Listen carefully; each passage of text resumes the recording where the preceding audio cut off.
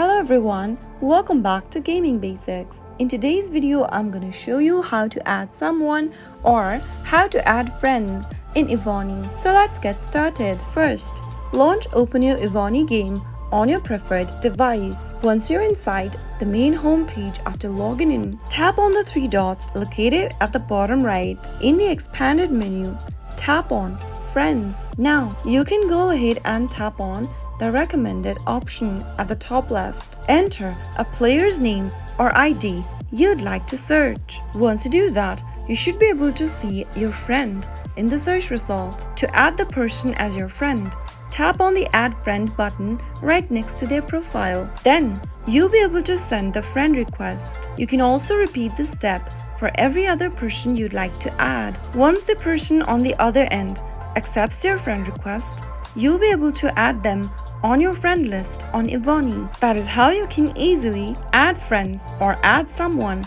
on Evony. If you found the video to be helpful, go ahead and give us a thumbs up. Don't forget to subscribe to our channel by hitting the subscribe button. Also press the bell icon so that you'll never miss another upcoming upload from us.